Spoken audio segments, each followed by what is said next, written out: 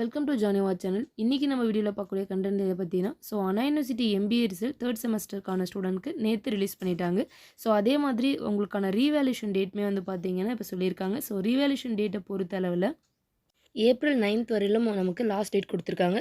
April 9th before வந்து பார்த்தீங்கன்னா revaluation apply பண்ணுற ஸ்டூடெண்ட்ஸ் வந்து பண்ணலாம்.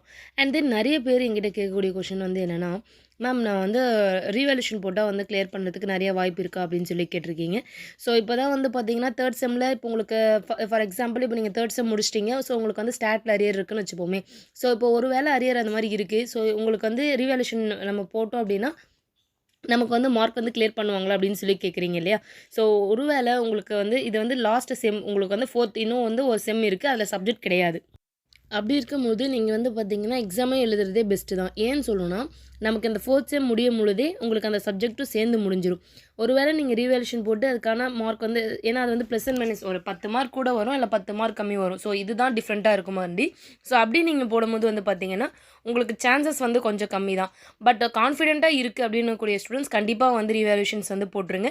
இல்லை மேம் எனக்கு வந்து கொஞ்சம் டவுட்ஃபுல்லாக தான் இருக்குது அப்படின்னும்போது நீங்கள் ப்ரிப்பேர் பண்ணுறது எக்ஸாம் எழுதுறதே வந்து பெஸ்ட். ஏன் அப்படின்னா உங்களால் மார்க் வந்து அதிகமாகவே எடுக்க முடியும். இப்போ நீங்கள் ப்ரிப்பரேஷனுக்கான ஸ்டார்டிங் வந்து பண்ணிங்க அப்படின்னா கூட உங்களால் மார்க் வந்து அதிகமாகவே எடுக்க முடியும். அதே மாதிரி நமக்கு வந்து பார்த்தீங்கன்னா இது வந்து 4th செம். அந்த 4th செம் இப்போ எழுதக்கூடிய ஸ்டூடெண்ட்ஸ் வந்து 4th செம் எழுத போகிறீங்க. அந்த 4th செம் அப்படின்னும்போது உங்களுக்கு ப்ராஜெக்ட் தான் இல்லைங்களா? அப்போ கரண்ட்லேயே உங்களால் இந்த பேப்பருமே வந்து பார்த்தீங்கன்னா நல்லா கான்சன்ட்ரேட் பண்ணி நல்லா கிளியராகவும் பண்ணிட முடியும். அண்ட் தென் ரீவேல்யூஷனுக்கான ஃபீஸ் வந்து பார்த்தீங்கன்னா ஒரு பேப்பருக்கு 300 ருபீஸ் வந்து சார்ஜ் பண்ணுறாங்க யூனிவர்சிட்டியில். இதுவுமே நீங்கள் த்ரூ காலேஜ் மூலயமா தான் பேமெண்ட் பண்ணி இது பண்ண முடியும். அதே மாதிரி நிறைய காலேஜில் வந்து பார்த்தீங்கன்னா பிஃபோராகவே வந்து உங்களுக்கு நீங்கள் ரீவேல்யூஷன் போட்டிருந்தீங்க அப்படின்னா கூட உங்களுக்கு வந்து பார்த்தீங்கன்னா அரியர் ஃபீயுமே வந்து கலெக்ட் பண்ணுவாங்க.